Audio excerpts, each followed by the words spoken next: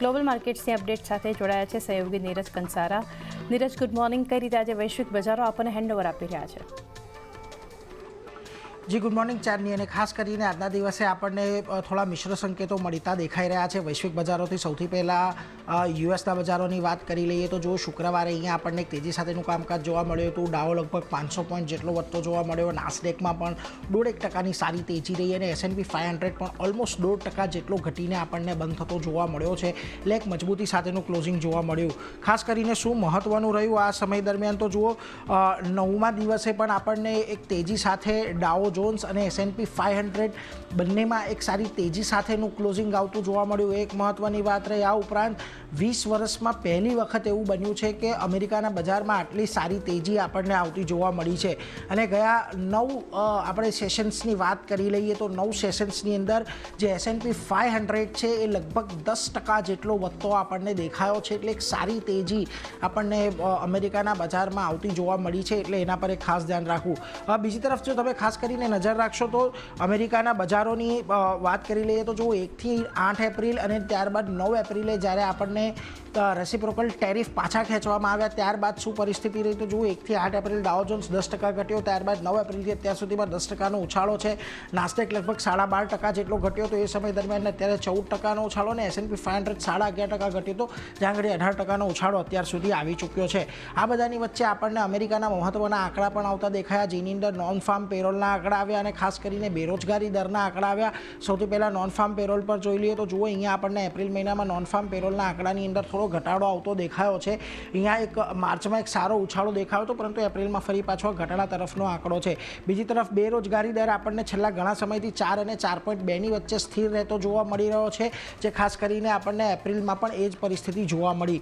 આ ઉપરાંત ખાસ કરીને અમેરિકા અને ચાઇના વચ્ચે અમુક પ્રકારના કરાર થઈ શકે છે એવો એક વોલ સ્ટ્રીટ જર્નલ દ્વારા રિપોર્ટ જાહેર કરવામાં આવ્યો છે. અને આ રિપોર્ટની અંદર ખાસ કરીને શું કહેવામાં આવ્યું છે તો ચીને અમેરિકાના આરોપ પર વિચાર કરી રહ્યું છે એવું વોલ સ્ટ્રીટ જર્નલનું કહેવું છે. અને ખાસ કરીને ચીન ફેન્ટાનિલને લઈને જે આરોપ છે તેને કઈ રીતે ઉકેલ લાવવામાં આવે એના પર ચીન અત્યારે ખાસ કરીને વિચાર કરી રહ્યું છે. ટ્રમ્પનું ફરી એક વખત ટેરિફ પર નિવેદન આવતું આપણને જોવા મળ્યું છે, જેમાં કહ્યું છે કે ચીન પર ટેરિફ ઘટાડવાની અત્યારે યોજના તેઓ હાથ ધરી રહ્યા છે. પરંતુ તેમણે એવું પણ અહીંયાથી ફરી પાછું એક વખત રીઇન્સિસ્ટ કર્યું છે, ફરી પાછો ભાર મૂક્યો છે કે જેરોમ પોવેલે અહીંયાથી ખાસ કરીને વ્યાજદર કાપ કરવો જોઈએ. બીજી તરફ બર્કશાયર હેથવેની વાર્ષિક બેઠક થઈ, જેની અંદર ખાસ કરીને વોરન બફેટે CEO પદ પરથી રાજીનામું આપ્યું છે. એટલે અહીંયા એક બહુ મોટા ચેન્જીસ આવવાના એક સમાચાર આપણને ક્યારે પણ આવતા દેખાઈ શકે છે. બીજી તરફ બોર્ડ વર્ષના અંત સુધીમાં ગ્રેગ એબેલને CEO તરીકેની નિયુક્ત કરી શકે છે. આ એક અત્યારે સમાચાર ચાલી રહ્યા છે, એટલે એના પર એક ફોકસ રાખવાનું છે. કે વોરન બફેટે એક બહુ મોટું નિવેદન પણ આપ્યું છે. એમણે કહ્યું છે કે ટેરિફનો ઉપયોગ હથિયાર તરીકે ન થવો જોઈએ, કારણ કે અત્યારની પરિસ્થિતિ યુએસની જે છે એ ઘણી ગંભીર છે અને યુએસની જે બજેટ ખાત છે તે ખાસી આપણને બજેટ ડેફિસિટ છે એ ઘણી મોટી દેખાઈ રહી છે અને બર્કશાયરના શેર વેચવાની કોઈ યોજના નથી, એમ પણ વોરેન બફેટે અહીંયાથી કહ્યું છે. આ ઉપરાંત ક્રૂડ ઓઇલના ભાવ પર પણ આપણને દબાણ આવતું જોવા મળ્યું. ખાસ કરીને ક્રૂડ ઓઇલના ભાવ આપણને ફરી પાછા એક વખત ઘટતા દેખાયા છે. ઓપેક પ્લસ જૂનના ઉત્પાદનોમાં 4,11,000 BPDનો વધારો કરશે. જો ઉત્પાદન મર્યાદાનો ભંગ થશે તો વધુ વધારો થશે એવું સાઉદી અરેબિયાએ ખાસ કરીને કહ્યું છે. લાંબા સમય સુધી તેલના ભાવ નીચા રાખવા સહન નહીં થાય એવું તેમનું કહેવું છે. અને ઓપેક પ્લસ 1 જૂથે જે તે 1 જૂને તેની બેઠકમાં જુલાઈના ઉત્પાદન અંગે નિર્ણય લેશે, એટલે એના પર એક ખાસ ફોકસ રહેશે. આ ઉપરાંત અન્ય આંકડાઓ પર નજર કરી લઈએ તો જુઓ, US ડોલર ઇન્ડેક્સ અત્યારે 100ની ઉપર આપણને કામકાજ કરતો જોવા મળી રહ્યો છે. બીજી તરફ સોનાના જે ભાવ છે એની અંદર આપણને એક સામાન્ય ઘટાડો આવતો દેખાયો છે. કોમેક્સ પર સોનાનો ભાવ લગભગ 3250ની નજીક આપણને આવતો દેખાયો છે, જે 3400 સુધી પહોંચ્યો હતો. અને યુએસના 10 વર્ષની બોન્ડ yield ફરીથી 4.3ની નજીક આવતી દેખાય છે. એટલે આ બધા સંકેતો પર ખાસ નજર રાખીશું.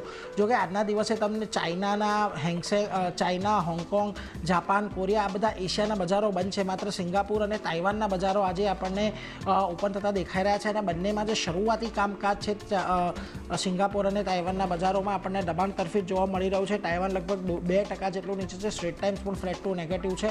પરંતુ આ બધાની વચ્ચે આપણે ખાસ કરીને ગિફ્ટ નિફ્ટીના સંકેતો પર નજર કરીએ તો જોવા આપણે શુક્રવારે એકદમ ફ્લેટ લાઇન પર બંધ થતા જોવા મળ્યા હતા. કેશના લેવલ પર કોઈ બહુ મોટો ઉછાળો નહોતો આવ્યો. જો કે અત્યારે આપણને ગિફ્ટ નિફ્ટી ફરી પાછું એક વખત 125 પોઈન્ટનો ઉછાળો અહીંયાથી દર્શાવી રહ્યું છે.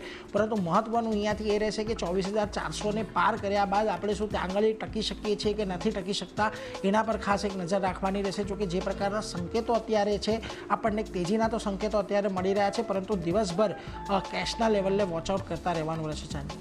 જી.